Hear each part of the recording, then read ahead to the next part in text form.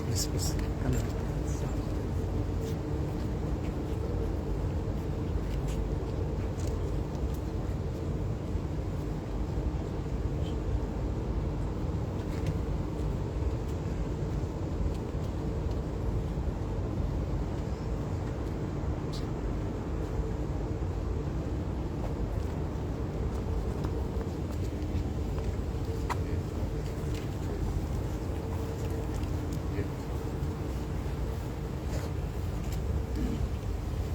Your Excellency, President of the Republic of Zambia, Hakainde Hichilema, a very, very warm welcome to the Kigali Special Economic Zone.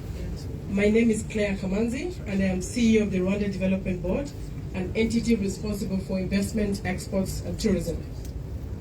Mr. President, we wanted to start by giving you an overview very quickly. We know it's been a very long day for you. You've been very busy the whole day, but we'll give you a quick overview on the Kigali Special Economic Zone.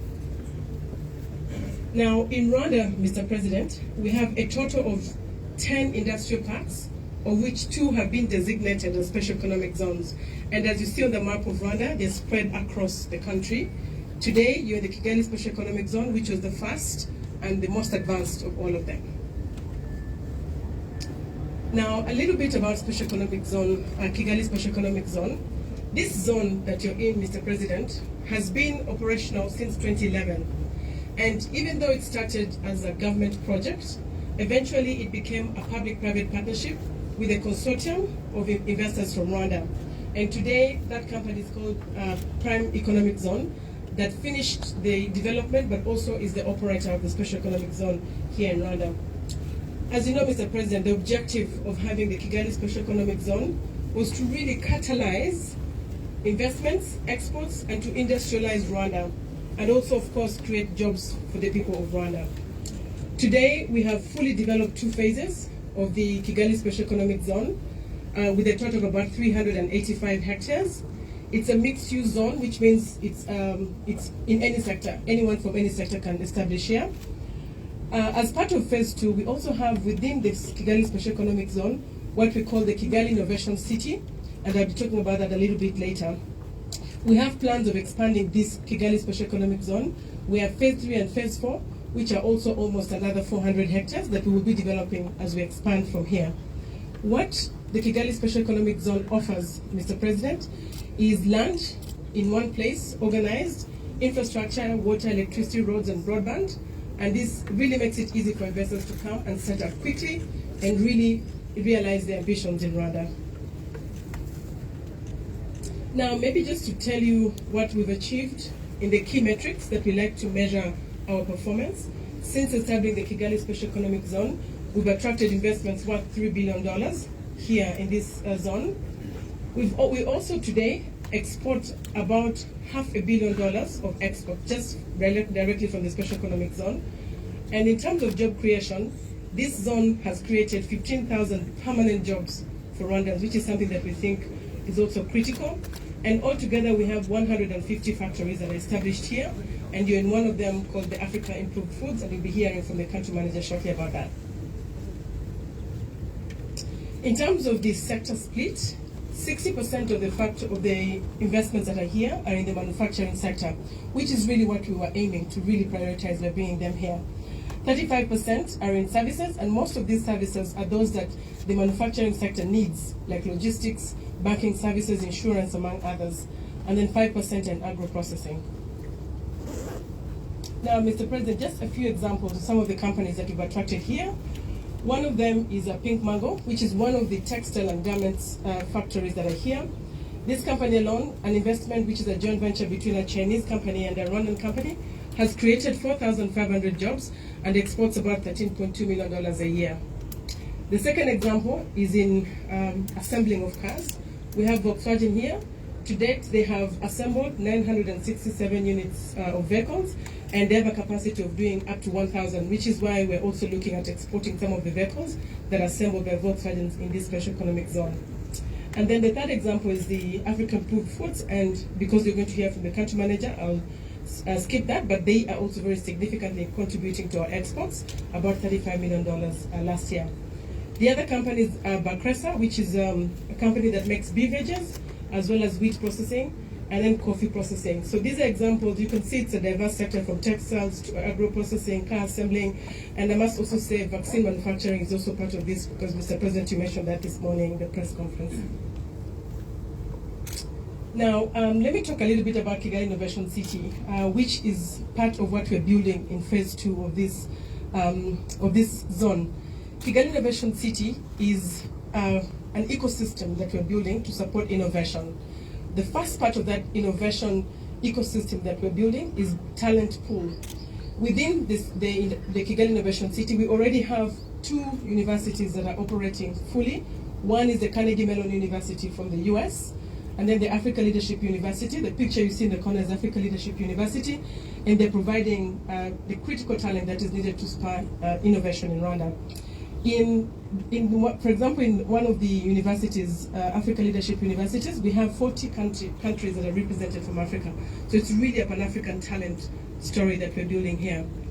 The second one is we're positioning the Kigali Innovation City as a proof of concept site where people can come and are able to really find a digital space here in Rwanda, but serving the African continent. And we're also hoping to really be an example of a smart city as part of this zone, and that's what we're building the Kigali Innovation City to be. And what we offer in the Kigali Innovation City specifically is space for incubation of businesses, almost similar to what you saw at Noshken, Mr. President, today. We do R&D facilities. Technological firms from all over the world can come and really, at any stage of their growth, be part of innovation, and they can co-locate with the universities that are there, the companies that are established there, the incubators. And I think, again, in your speech earlier, Mr. President, you said today the youth are networking very easily. And this is what we will see, a collaboration, because you have universities, you have incubations, you have companies, among others. Now, very briefly, some of the courses that are being offered within the Kigali Innovation City. CMU is offering 3 Master of Science programs in Information Technology, Computer Engineering, and Artificial Intelligence. They've about 300 students that are currently studying in that university, and I must say that 2 Zambians have gone through Carnegie Mellon University, so at least Zambia has been represented. The next one is Africa Leadership University. Some of the courses they offer is computer science and entrepreneurship, and they have about 1,700 students that are currently enrolled. And again, 7 Zambian students have been part of the Africa Leadership University, so I think Zambia has been fully represented. And of course, University of Rwanda, that is also offering biomedical engineering, e-health, and rehabilitation sciences as part of the Kigali Innovation City. Again, as I said in the beginning, 2 universities are already operational. One, University of Rwanda, is completing its construction now, but we expect to have a lot more activity happening in the years to come. So that's an introduction of the Special Economic Zone. If you allow, Mr. President, I'd like to invite the country manager of AIF, who is hosting us here, to also give his remarks. Thank you. Okay, once again, His Excellency, welcome to Africa Improved Foods. I'm here today with our leadership team, our CFO, our marketing director, our procurement director, the factory manager, and the HR managers. So here at Africa Improved Foods, we produce a high quality and nutritious product meant to prevent moderate acute malnutrition in vulnerable populations. And our mission is to help people maximize their potential through nutrition with affordable, high quality, and most important, locally sourced foods. Our main raw materials are maize and soya, and our objective is to source here in Rwanda 100% of soy and maize, so that we can improve the livelihood of our smallholder farmers. So this is factory. During the visit, Daniel will give you more detail on the factory. So we started our operation in Rwanda in 2016, and our main investors are the government of Rwanda, 2 development bank, FMO and IFC of World Bank, and DSM, who is a nutrition company, Dutch nutrition company. So our capacity is 60 kiloton for the relief line, 4 kiloton for the commercial line. We have more than 500 employees here. 27 are women because of the nature of the work, but in our management team, 60% are women. So here we really empower the women in our company. And we have here 11 different nationalities, and 92% are Rwandan. And we source our maize and soya from 45,000 smallholder farmers. Thank you. So, after the previous one, previous. So after Rwanda, we will move to Ethiopia. So next year we will build a new factory in Ethiopia. This factory will be operational in 2025, and from 2025 we are exploring to expand our operation in other regions of Africa. What do you mean other Zambia? We buy already from Zambia. We will see in the presentation. But we will discuss with the board to see if we have opportunity to do it in Zambia. Next. So our product is for three categories: infant and young children, pregnant and breastfeeding mothers, and the general family. And our relief products are used by the government for the National Nutrition Program and also by WFP World Food Program. And this product is used to treat and prevent the stunting, to ensure a healthy growth and development, and also to ensure a healthy immune system. And all our products comply with the highest quality and hygiene standard. Next. So this is our portfolio. So this one is our biggest product, Super Sera Plus. This is exclusively produced for WFP World Food Program. And this product is distributed on daily basis to 1.5 million beneficiaries in the region and beyond, in South Sudan, in Ethiopia, in Somalia. And before 2016, this product was imported from Europe and US to be sent in Africa. But since 2016, with AIF Rwanda, we are the only producer of this product in Africa. So mean Africa can feed Africa. The second product is the Shisha Kibondo. This product is exclusive for the government of Rwanda for the National Nutrition Program. By the way, it's the largest malnutrition prevention program in the East Africa. So this product is distributed on monthly basis to 200,000 mothers and infants in the most vulnerable population. So the last one is our new baby, Nutri. Yeah.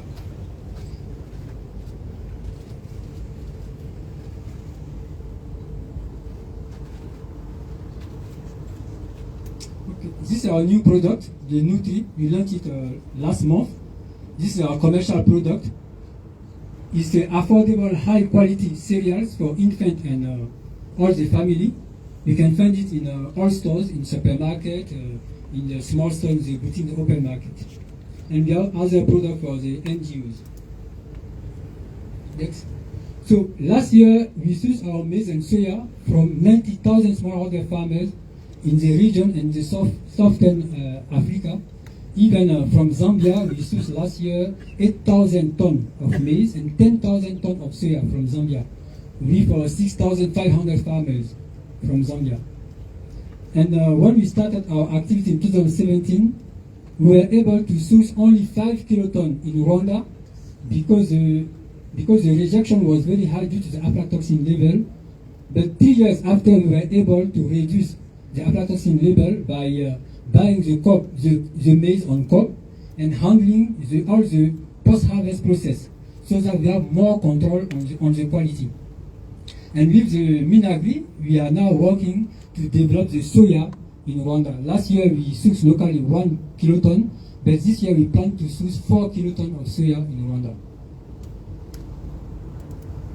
Next. Okay, these are aggregation centers. Next. Okay, on the financial, when we started in 2017, our net result was 31 million US. But as you can see, year after year, our business is growing. And this year, we plan to achieve 91 million US with an EBITDA of 11 million. And in 2021, for the first time, we stopped losing money.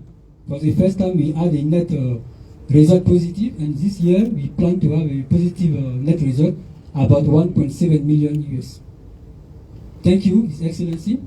So if you have any question, so I'm here with my team to give you more detail or clarification.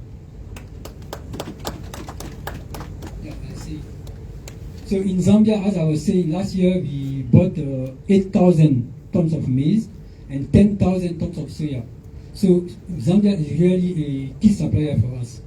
And we work with 6,500 farmers in Zambia.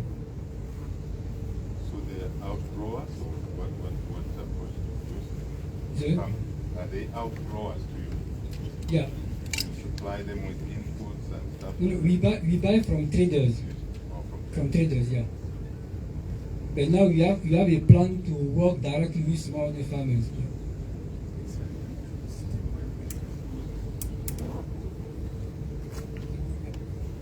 Thank you very much, Ahmed. Mr. President, would like to invite you now to a very short tour of what they're doing here. Thank you.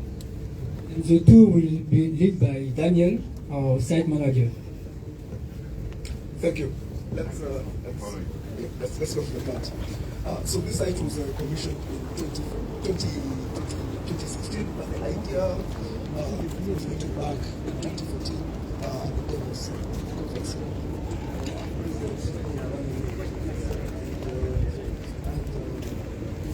And the World Food Programme.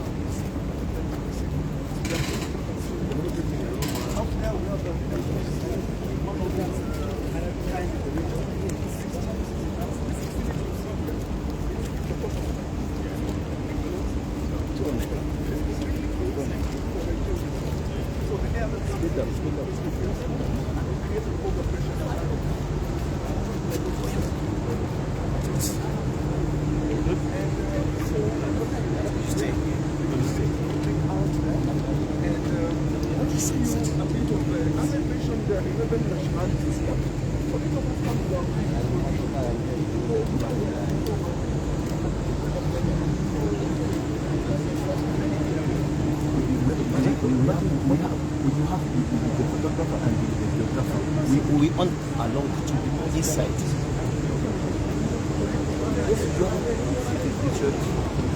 Yeah.